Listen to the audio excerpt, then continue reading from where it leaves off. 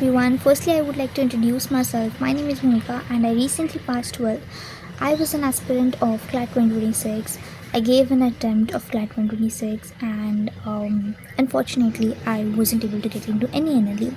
Let's talk about what went wrong. So let's start. When did I actually thought of entering into law and how I decided to go for CLAD? What was the difficulties I faced and what mistakes I made during choosing everything in the process? So, talking about law, from 9th or 8th standard actually, I was very sure I want to pursue law in my future. और मुझे तो ये भी नहीं पता था कि कोई एंट्रेंस एग्जाम भी देनी होती है आपको कॉलेज जाने के लिए आफ्टर 12th दैट टाइम मुझे कुछ भी नहीं पता था। Later, after or during 10th, when everybody around me were talking about the exams they are going to give, or after 10th standard they're going to go in this academy, that academy to prepare for this exam, that exam. So everybody was like, मैं ये academy जा रही हूँ, मैं वो academy join कर रही हूँ to prepare for JEE, for NEET. And I was like, मुझे तो लॉ करना है, इसके लिए भी मुझे कुछ करना होगा. Then I started researching a lot. They gave me a certain list of exams जिसमें क्लैट था, ओलेट था, and I was like, okay चलो, मतलब मुझे भी कोई एग्जाम नहीं है. Then I was like, क्या इसके लिए भी कोई academy होती है? I was like, okay, let's just finish this 10th standard and then we'll think about what to do next. Then came the most confusing phase after 10th standard. That is to choose your stream in 11th and 12th. And I was like, भाई अभी मैं क्या choose करूँ? तब मुझे कुछ भी idea नहीं था कि मुझे क्या करना था. मेरे पास कोई भी नहीं था गाइडेंस देने के लिए, टू बी वेरी ऑनेस्ट. तो मैं फिर से कंफ्यूज हो गई. तो मैंने फिर से सारा गूगल ये वो उल्टा उल्टा सब किया and there I got to know that कि आपको क्लैट देने के लिए यानी लॉ की कोई भी एंट्रेंस एग्जाम देने के लिए कोई पर्टिकुलर स्ट्रीम की जरूरत नहीं. लेकिन इसके बाद जो मैंने किया वो मेरी सबसे बड़ी गलती थी. मैं ले लिया science. I ended up choosing science because of peers pressure. और वो बहकावे में आ गई जो आसपास के लोग कहते. And I made the worst mistake of my life. 11th तो चलो मैंने ऐसे तैसे निकाल ली. 11th मैंने जैसे तैसे कर लिया. मेरी ज़्यादा बैंड बची 12th में. 12th में क्लैट के साथ साइंस स्ट्रीम को मैनेज करना was like a different level task for me. अब ये सबके साथ हो सकता है इसकी गारंटी मैं नहीं दे सकती हूँ, मेरे साथ होता है. और साइंस लिया तो लिया, मेरी बुद्धि इतनी इतनी घास चढ़ने गई थी. मैंने PCM-B रखा था. मैंने चारों सब्जेक्ट्स रख लिए थे अपने ग्रुप में. ये सबसे दूसरा बड़ा बकवास काम किया था मैं. तो फिर मेरी बैंड ज़्यादा बच गई. अब बैंड तो मैंने खुद ही बजवाई थी, तो इसलिए मुझे तो जो है तो वो करना ही था. तो फिर मैंने जैसे जैसे सोचा कि चलो हो जाएगा हो जाएगा हो जाएगा. I was preparing for CLAT. It was really hard for me to manage physics chemistry maths bio with CLAT subjects, क्योंकि उन दोनों का दूर दूर तक कोई मिलाप नहीं होता है. जमीन आसमान का फर्क है सब्जेक्ट्स में, कुछ भी सेम नहीं होता है. ऐसा भी नहीं कि आप कुछ कॉमन पकड़ के पढ़ाई कर सको, कुछ भी नहीं, लिटरली कुछ भी नहीं. तो मेरे लिए बड़ा टास्क बन गया था सबको मैनेज करना. सब हुआ, दिसंबर आया, मैंने एग्ज़ाम दी क्लैट की. अब क्लैट के एग्ज़ाम के बारे में भी हम बात करेंगे कि वो कैसी गई, मेरा क्या रैंक आया, मेरा क्या स्कोर था. टॉकिंग अबाउट 12th, क्लैट देने के बाद मेरे पास सिर्फ 2 महीने बचे थे बोर्ड्स देने के लिए, जो कि मेरे लिए सबसे ज़्यादा टफ टाइम था, क्योंकि तब प्रैक्टिकल्स प्री बोर्ड्स क्लैट देने आने के बाद लाइक 7 दिसंबर को क्लैट था एंड आई थिंक उस एक वीक के बाद ही 12th के प्री बोर्ड्स थे. मेरा कुछ भी 12th का सिलेबस नहीं हुआ था तब तक. तो ये तो मेरा प्रॉब्लम हो रहा था. प्री बोर्ड्स था, वो था, ठीक है, everything was fine. Talking about CLAT, मेरा क्लैट भी अच्छा नहीं गया. अब क्लैट 2026 जिन लोगों ने दिया है उनको पता है कि क्लैट ने कितनी बैंड बचाई हम लोगों की. पहले तो CR आया ही नहीं और सारा AR आया. मैं एलेट दे नहीं रही थी, मैंने स्लैट के लिए रजिस्टर नहीं किया था. मैं बेवकूफ़ी की तरह सिर्फ क्लैट पे डिपेंडेंट थी. वो भी मुझसे गलती हुई. मैंने एक साल में कितनी सारी गलतियाँ की है भाई, लेकिन मैं वो मिस्टेक्स रिपीट नहीं करने वाली हूँ, टू बी नोटेड. तो हाँ, तो मैंने किसी और एग्ज़ाम के लिए रजिस्टर नहीं किया था एंड आई वॉज लाइक कि अब तो मैं गई, अब तो मेरा कुछ नहीं हो सकता. क्योंकि क्लैट देखने के बाद, पेपर देखने के बाद ही मुझे समझ में आ गया था कि ये तो गया. क्योंकि ऐसा नहीं कि मुझे कुछ भी नहीं आता था, मुझे सिर्फ क्वांट्स नहीं आता था, मुझे बाकी सब आता था. अब ऐसा भी नहीं है कि मुझे AR कुछ भी नहीं आता था, मुझे AR भी आता था, लेकिन AR उतना नहीं आता था. क्योंकि AR के क्वेश्चंस बहुत कम होते हैं ना क्लैट में. अगर आप प्रीवियस ईयर को पेपर को एनालाइज करो तो AR के बहुत कम अमाउंट के क्वेश्चंस होते हैं. तो मैंने सिर्फ उतना ही किया था, लाइक ब्लड रिलेशंस हो गया, ये हो गया, वो हो गया. मैंने बेसिक सब कर लिया था कि अगर इसमें से कुछ आ जाए तो मैं कर पाऊँ, मैं छोड़ के ना हूँ, उतना मैंने किया था. मुझे क्या पता कि लॉजिकल का पूरा सेक्शन ही यार आ जाएगा, और लॉजिकल में सीआर कुछ आएगा ही नहीं। मैंने सीआर बहुत परफेक्ट किया था, और जितना भी सीआर आया था उसमें से मेरा एक भी रॉन्ग नहीं आया है सीआर, मेरा सारा सीआर का आंसर राइट आया है। तो आई वाज लाइक कि गया। एंड एआर की प्रैक्टिस भी कम थी, क्योंकि मैंने सिर्फ थोड़ी सी प्रैक्टिस की थी कि आए तो मैं छोड़ के ना आऊँ, एटलीस्ट ट्राई करके कुछ तो लिख के आऊँ। तो टाइम मैनेजमेंट की भी मेरी पूरी बैंड बज गई। तो अब था पॉइंट्स का तो तुम छोड़ ही दो, ऊपर से उन्होंने जो सेक्शंस को फ्लिप कर दिया था उसमें मैं ज़्यादा नर्वस हो गई। अगर मैं किसी चीज़ का सीक्वेंस चेंज कर दूँ ना तो मुझसे वो चीज़ नहीं होती, मैं कंफ्यूज हो जाती हूँ। तो मैंने कभी भी सीक्वेंस चेंज नहीं किया, जिस सीक्वेंस में उसी सीक्वेंस में हमेशा मॉक्स। तो अब उन लोगों ने क्वेश्चन पेपर का सीक्वेंस बदल दिया, मैं वहाँ नर्वस हो गई। मेरी वहीं पे जो एक्यूरेसी ड्रॉप हुई है ना भाई, पूछो मत। कमिंग टू द पॉइंट, ये इतना भयानक एक्सपीरियंस लेने के बाद मेरी शक्ल देख के ही एग्जाम सेंटर से बाहर आती, मेरी शक्ल पे 12 बज गई थी। मेरी मम्मी को समझ में आ गया कि इसका तो पेपर मतलब गया। लेकिन ऐसा नहीं कि मैंने कुछ भी नहीं लिखा, मुझे कुछ भी नहीं आया। मैंने 80 अटेम्प्ट किए थे और उसमें से 15 रॉन्ग आए आई थिंक, 15-16 रॉन्ग आए आई गेस। कितने तो रॉन्ग मैं तो भूल भी गई। अब talking about the marks of CLAT, तो मुझे बराबर 60.25 मिले हैं क्लैट में। मैंने 80 अटेम्प्ट किए थे, उसमें से काट छाट के मुझे 60.25 मिले। मेरी रैंक हो समथिंग अराउंड 18,400 समथिंग। आगे का नंबर मुझे याद नहीं, लेकिन हाँ 18,400 वॉज समथिंग माई रैंक।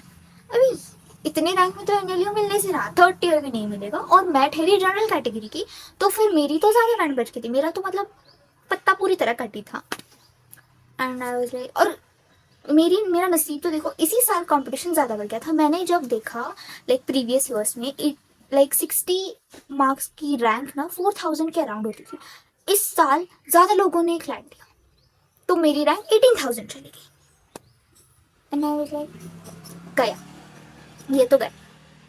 फिर मैं बहुत रोई। उसी वक्त मेरे प्री बोर्ड्स थे, मेरे प्री बोर्ड्स भी गए पानी में, मेरे प्री बोर्ड्स भी अच्छे से नहीं गई, क्योंकि प्री बोर्ड के एक दिन पहले ही क्लैट का रिजल्ट आ गया। तो मुझसे फिजिक्स का नेक्स्ट डे मेरा फिजिक्स का प्री बोर्ड था, वो तो गया पानी में। मैंने कोई पढ़ाई नहीं की, मैंने सिर्फ रो रही थी, हाय मेरा क्लैट चला गया, हाय मैंने तो एलएड भी नहीं दिया, हाय मैंने तो स्लैट के लिए रजिस्टर नहीं किया, हाय मैंने तो कुछ भी नहीं किया। ये सोच सोच के मैं अपना गम मनाई जा रही थी। मेरे घर वाले वैसे इट्स ओके, कुछ नहीं होता, तो फिर से ट्राई कर लेना। वो मुझे सहानुभूति दे रहे हैं, कंसोल कर रहे हैं। आई लाइक मुझे नहीं चाहिए कंसोल, मुझे पता है मैंने क्या किया है, मैंने गलती की है, और मुझे पता है कि मेरा 12th भी जाने वाला है। मेरा साइंस पहले से ही बहुत खराब है honestly. And I was like चलो अब तो क्लैट चला गया। एंड फिर 3 दिन मैंने गम मनाया आराम से अपना क्लैट का। एंड फिर चौथे दिन मैंने प्री बोर्ड्स वगैरह मेरे खत्म हो गए, एंड फिर 12th का मैंने शुरू कर दिया सिलेबस। फिर एक वीक के बाद मैं सोच रही थी कि अब 12th तो मैं दे दूँगी भाई, लेकिन लॉ का क्या करना है, हमें उसका भी तो कुछ करना है, हमें कॉलेज जाना है। मैंने बहुत सोचा। फिर यूट्यूब पे वो सारे वीडियोस आने लगे कि क्लैट की रैंक अपने काउंसलिंग के लिए ये दिया वो दिया। I came across concept of drop year. मैंने ड्रॉप ईयर के बारे में कभी भी नहीं सोचा था। एंड आई वाज लाइक कि ओके ड्रॉप ईयर, अब ये क्या है। तो फिर I came across two things known as partial drop and full drop. तो पार्शियल ड्रॉप में मुझे बहुत सारे प्रोज एंड कॉन्स दिखे। लाइक प्रोज लाइक कि हाँ आप लोग एक साल पूरा भी निवेश करे हो, अगर कुछ भी होता है तो आपके पास एक बैकअप कॉलेज है जिसमें आप स्टडी करो। बट आई लाइक कि अगर मैंने ड्रॉप ईयर के लिए पार्शियल ड्रॉप के लिए कोई कॉलेज सिलेक्ट कर भी लिया, तो मेरा आधा ध्यान यहाँ रहेगा, आधा ध्यान यहाँ रहेगा, तो मुझसे कुछ भी नहीं होगा ढंग से, फिर से मैं वहीं अटक जाऊंगी ना। क्योंकि 12th में भी तो ये कॉलेज और प्रिपरेशन संभालते संभालते ही मुझसे ये हुआ था। I was like कि partial drop is not a good idea. So I thought of taking a full drop year. I was like कि full drop year के बारे में सोचा जा सकता है, क्योंकि यानी मैंने बहुत सारी मिस्टेक्स की हैं इस साल, और मैं हमेशा मतलब मैं मेरी पूरी लाइफ टाइम इसी गिल्ट में रहूंगी कि मैंने इतनी सारी मिस्टेक्स की और मैंने एक बार भी खुद को चांस नहीं दिया। इस गिल्ट में मैं नहीं रह सकता। तो इसलिए फिर मैंने सोचा कि why not let's give ourself a chance. हम लोगों को तो बहुत सारे चांस देते हैं अपनी लाइफ में, क्यों ना हम अपने करियर को और एक चांस दें। ये सोच के मैंने फुल ड्रॉप का सोचा। मैंने पूरा एक वीक रिसर्च किया, ऑनलाइन किया, बहुत लोगों से पूछा, मेरे स्कूल टीचर वगैरह हैं उनसे पूछा। एंड मैंने काफी लोगों से बात की जो मुझे बता सकते थे। मैंने यूट्यूब पे बहुत सारे वीडियोस देखे। YouTube also helps you sometimes in these things and you should use it wisely. It actually gives you a lot of information. तो मैंने यहाँ वहाँ बहुत सारी रिसर्च करने के बाद फिर मैंने ठान लिया कि हाँ अब तो ड्रॉप लेंगे, और इस बार तो क्लैट निकाल के रहेंगे, और जो भी हम लूप होल्स है उन लूप होल्स को फिल करेंगे। अगर इस बार क्लैट नहीं भी हुआ ना तो कोई रिग्रेट नहीं रहेगा मुझे, क्योंकि मैं इस बार कोई लूप होल नहीं छोड़ने वाला हूँ। मैं अपने लूप होल्स के बारे में भी बात करूंगी, उसके लिए मैं एक डिफरेंट वीडियो जरूर बनाऊंगी कि मैंने एक्चुअली में क्या मिस्टेक्स की इतनी सारी। मेरा 12th का प्रिपरेशन भी चल साथ में मैंने क्लैट के लिए फिर से प्रिपेयर करना शुरू कर दिया था। तो मेरी एक दूसरी फ्रेंड थी जो मेरे साथ ही क्लैट दे रही थी, तो उसने एमएससीडी के लिए रजिस्टर कर दिया था। मैं भी करने वाली थी, लेकिन फिर मैंने नहीं किया, क्योंकि पता नहीं मैंने क्यों नहीं किया। मैंने नहीं किया, मैंने उसको कहा मैं नहीं देने वाली MSCD. And she was like अरे भाई दे दे, सीटी है क्या होता है कर दे। कर दे रजिस्टर, आई वाज लाइक नहीं भाई मैं ड्रॉप ले रही हूँ, मैं तो नहीं कर रही हूँ, तो मैंने सीईटी के लिए रजिस्टर नहीं किया। तो हाँ, तो मैंने सीईटी के लिए रजिस्टर नहीं किया एंड बस फिर मेरी 12th हो गई। 12th बहुत बकवास गई क्योंकि मुझे नहीं हुआ मैनेज। ऑनेस्टली मेरे वो सब्जेक्ट्स फेवरेट भी नहीं थे, ऐसे भी नहीं थे कि मैं मजे लेके वो सब्जेक्ट कर पाऊँ, इंटरेस्ट लेके कर पाऊँ, ऐसे सब्जेक्ट्स बिल्कुल नहीं थे। तो ऑब्वियसली मैंने बहुत ज़्यादा सब्जेक्ट्स को सीरियसली नहीं लिया एंड मुझे बैकलैश मिला। मेरी 12th के परसेंटेज मैंने अपने हाथों से खराब किए। I got 61% in 12th standard and I just made a mistake. मेरे कॉम्पिटिटिव एग्जाम में और मेरे बोर्ड के प्रिपरेशन में क्लैश हो गया। ऐसा नहीं है कि आप 12th के साथ नहीं कर सकते हो, लेकिन आपकी जो चॉइसेस होती हैं, आप जो चूज करते हो ना, स्ट्रीम्स हो, सब्जेक्ट्स हो, बहुत वाइजली करना पड़ता है क्योंकि वो आगे आपको अफेक्ट करता है प्रिपरेशन के वक्त, क्योंकि आपको पढ़ना होता है। तो हाँ, आप जब भी चूज करो तो प्लीज किसी से पूछ लिया करो एंड मेरी तरह बिल्कुल मत करो। सजेशंस ले लो, किसी से गाइडेंस ले लो, ask for help, ask to your seniors, someone you know. You can definitely refer YouTube for this. People on YouTube are really helping. You can subscribe me if you want. I can definitely help you guys in this. And yes, अगर मुझे भी आप लोगों की तरह कोई मिल जाता जैसे मैं आप लोगों को मिली हूँ, तो डेफिनेटली शायद मैं ये सारी गलतियां नहीं करती, शायद मुझसे ये सारी गलतियां नहीं होती। बट अब शायद कहने का कोई फायदा नहीं है, लेकिन ऐसा भी नहीं है कि मेरे हाथ से पूरा वक्त निकल चुका है। I still have time and I still have time to redo and correct my mistakes. So I am definitely going to use this opportunity. You will be watching this journey with me and I'll be showing you everything very honestly. No sugarcoating, nothing. बहुत honest रहेंगे. Honestly, I'm not afraid of failure. I get upset when I get failure. मैंने failure को अभी हाल ही में face करना शुरू किया। इसके पहले मेरे साथ ऐसा कभी नहीं हुआ था। मेरे बुरे मार्क्स वगैरह ऐसे मेरे स्कूल टाइम में नहीं आए कभी, तो इसीलिए, और ऐसा नहीं कि मुझे जो चाहिए था एकेडमिकली नहीं मिला, इसीलिए इस बार मुझे बुरा लगा क्योंकि मैंने एक एग्जाम को अपनी जान दी। ऐसा नहीं था कि मैंने क्लैट के लिए प्रिपेयर नहीं किया था, बहुत वेगली प्रिपेयर किया था, नहीं। मेरी स्ट्रैटेजीज गलत हो सकती है, काफी चीजें मेरी गलत हो सकती है क्योंकि मेरा भी पहली बार था ना। मैंने कहा इससे पहले क्लैट दिया, हाँ बस नहीं था, हो गया। But I don't regret giving my self a second chance and I think you can give your self a second chance. अगर इस बार नहीं भी हुआ तो भी कुछ जाया नहीं जाएगा। Of course money that is okay, क्योंकि अपने क्लैट की फीस बहुत ज्यादा हाई होती है, अपने एंट्रेंस एग्जाम की फीस ज्यादा है। But I am not talking about money, I am talking कि अगर आपका इस साल नहीं भी हुआ, हो गया तो रब दी मर्जी, और नहीं भी हुआ तो यू लर्न मेनी थिंग। मैंने पहली बार फेलियर को फेस किया। I am not at all sad, I am happy and I am willing to give myself another chance and I am doing it. If you want to know more about the journey, if you want to join me, if you want talk to me, if you have any kind of doubt, if you are the same facing same things or different doubts, you can definitely DM me on my Instagram. We can talk. You can comment down below your doubts. I'll definitely reply you guys.